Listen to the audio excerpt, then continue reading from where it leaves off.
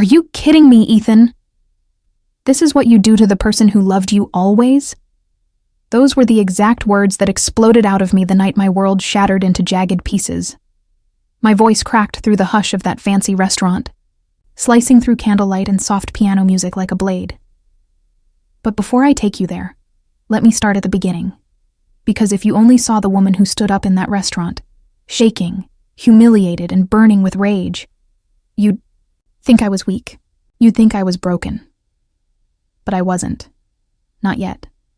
I was a wife, a mother, a woman who gave everything she had to a man who didn't deserve a single breath of me. I met Ethan when I was 29. I was working part-time at the library back, then paying off student loans and helping my mom who'd just had surgery. I wasn't looking for love, but love found me anyway. He came in one rainy afternoon, dripping wet in a navy suit, asking for a book on negotiation. His smile was the kind that could disarm a room. Charming, effortless, dangerous, though I didn't know it then. We started talking, then dating. Then suddenly, 2 years later, I was walking down an aisle in a lace dress, looking into those same hazel eyes that once made me feel like the only woman in the world. We weren't rich, but we were building something. He had ambition, drive. I had patience and faith. Together, we created a home filled with laughter, late-night takeout, and whispered promises that this was forever. When the kids came, 2 beautiful, loud, chaotic miracles, I thought life couldn't get better. I believed in us. I believed in him. And I believed that loyalty meant something. For 10 years, I cooked his favorite meals. I smiled at corporate dinners where I was invisible. I stayed up late when he stumbled home, exhausted from work. I raised our kids like a single parent whenever he had business trips. I wore my sacrifices like armor. I told myself, this is marriage. This is love. This is what it means to stand by your man. But deep down, there was a voice whispering that something wasn't right. The first red flag came quietly, almost laughably small. 3 months before our 10th anniversary, I found a receipt crumpled in his suit pocket. Roses, champagne, a hotel suite. My stomach dropped. I felt sick. When I asked him, he chuckled, like I was some paranoid fool. Babe, it was for a client dinner. You know how these things go. You really think I'd waste money on that? And God help me, I believed him. Because believing him meant preserving the illusion I'd built my entire life on. But then came the late-night texts. His phone buzzing at midnight, and him rolling over, shielding the screen. When I asked who it was, he'd say, "Just work.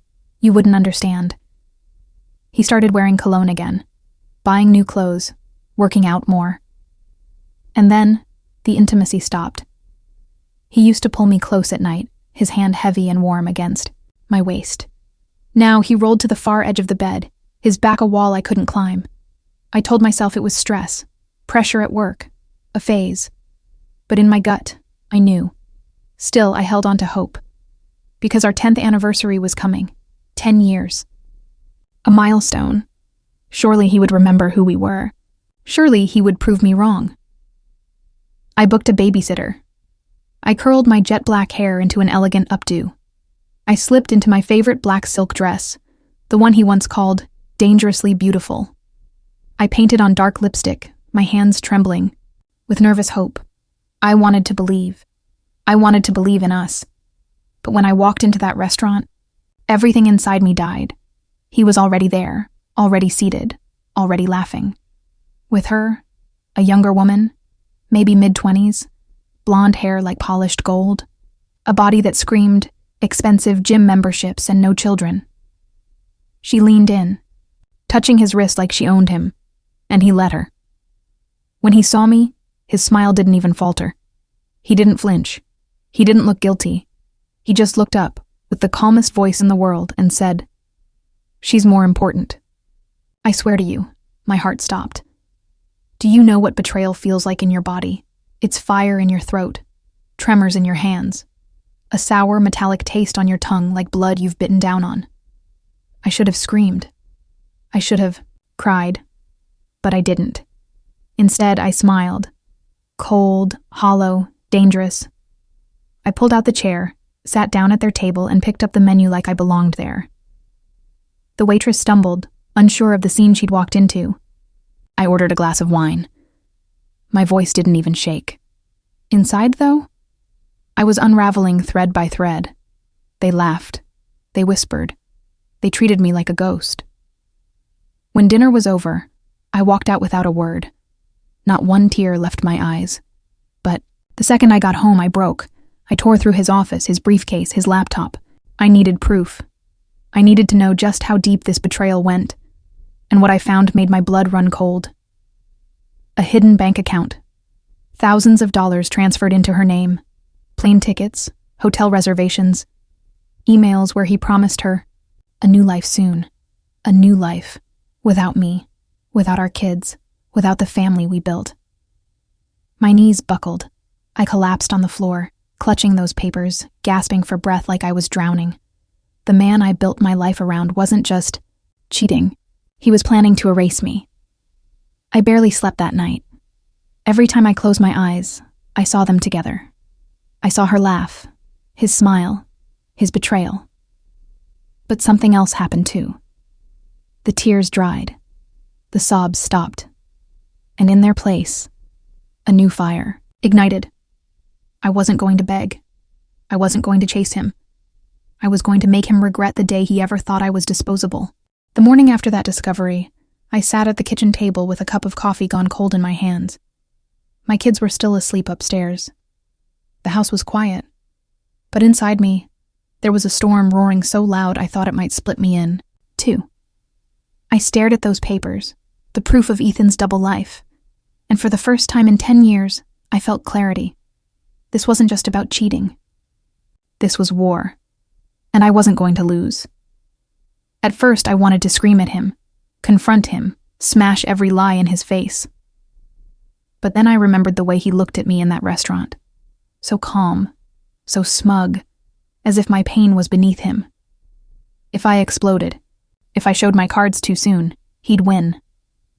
No, I needed to be smarter, colder, patient. So I played my part. When Ethan came home that night, smelling faintly of perfume that wasn't mine, I smiled. I asked how his meeting went. I served him dinner. I even kissed his cheek. Inside, I was memorizing every detail. I copied every bank statement, every email, every text message I could find. I photographed receipts, downloaded flight itineraries, even dug into his work calendar. And then, quietly, I hired a lawyer. Her name was Marianne, sharp, fearless, and blunt. The kind of woman who had seen men like Ethan tear families apart and had built her career on stopping them. When I showed her the evidence, she leaned back in her chair, her red lipstick curling into a smile. "He thinks you're weak," she said. "Let him keep thinking that. In the meantime, we'll bleed him dry." Her plan was brutal, precise, beautiful. We'd file for divorce on grounds of adultery, seek full custody of the kids, freeze his hidden accounts before he could drain them, and leak just enough of his indiscretions to his boss to put his career at risk. But to make it work, I had to stay silent. Pretend I knew nothing, so for weeks, I lived a double life. By day, I was the dutiful wife, cooking, smiling, pretending not to notice the lipstick smudges on his collars. By night, I was the hunter, building a case, piece by piece, weapon by weapon. And then, the perfect opportunity came. Ethan had planned a business trip, another weekend with her. He packed his bag, kissed the kids, and told me not to wait up. The second he left, I went into action. I froze the accounts, filed the divorce papers, and with Marianne's help, scheduled a courier to deliver a thick envelope of evidence straight to his company's HR department. But I wasn't done. I wanted the mistress to see him for who he really was. So I put together a little package, every love letter he had written me in our first years of marriage. Sweet words, promises of forever, dreams of growing old together, and I sent it to her. With a note. "These are recycled. He wrote them all before. He'll write them again for someone else. Good luck." The fallout was immediate. He called me in a rage the next day, screaming that I'd ruined his life. His company suspended him pending investigation. The mistress blocked him. His money was locked down. And me? I stood in the kitchen, phone in hand, my children's laughter in the background, and I smiled. For the first time in years, I smiled with real power. The divorce was ugly. Most divorces are. Ethan tried to fight, to paint me as bitter, unstable. But the evidence was undeniable. Every lie, every betrayal was on paper. In the end, I won the house. I won custody. I won my freedom. He walked away with nothing but shame and an empty bank account. The man who once told me another woman was more important was left with no one. And me? I rebuilt. Slowly, painfully, but beautifully. I went back to school, finished my degree, and took a job at the library full-time. My kids and I made new traditions: movie nights, road trips, laughing until our stomachs hurt. Some nights when the house is quiet, I still think about that woman in the restaurant. The way she looked at me like I didn't matter. And I smile. Because I know now, I mattered more than they ever realized. So, did revenge feel good?